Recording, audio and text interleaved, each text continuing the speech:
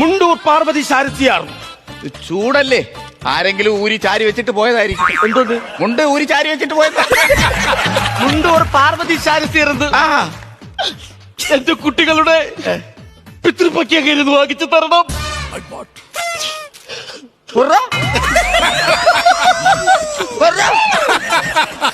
ഒരു പാവ സ്ത്രീയുടെ പിതൃപീപ്പി എടുത്ത് വെച്ചേക്കുന്നു.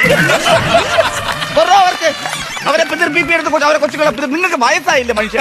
നിങ്ങൾ ഈ സ്റ്റിക്കം കൊണ്ട് നടക്കുന്ന നിങ്ങൾക്ക് പിതൃപീപ്പി എന്തിനാണ്? എനിക്കറിയില്ല. നിങ്ങൾക്ക് രാത്രി നേരത്ത് ചൂടാനാണ് കൊടുക്ക് കൊച്ചുങ്ങളെ പിതൃപീപ്പി. എനിക്കറിയില്ല. നിങ്ങൾ എന്തുവായി പറയുന്നത്? അല്ല, നിങ്ങളുടെ കൊച്ചിന്റെ പിതൃപീപ്പി പുള്ളി എടുത്തെന്ന് പറഞ്ഞു. അതാണോ ഞാൻ പറഞ്ഞേ? എന്താണ് നമ്മൾ പെറൂലേ? നമ്മൾ നിങ്ങൾ എനിക്ക് അതല്ലെന്ന്. നമ്മളെ പ്രസവിക്കുമ്പോ നമ്മളെ ഇത് കുഞ്ഞിനെ ഏറ്റുവാങ്ങുന്ന ഒരാൾ ഒരു സ്ഥാനം ഏറ്റെടുക്കുമല്ലോ. അത് പിതൃത്വം. ആ പറഞ്ഞ സാധനം അങ്ങനെ വാങ്ങിച്ചിട്ടാ പിതൃത്വം കുറ.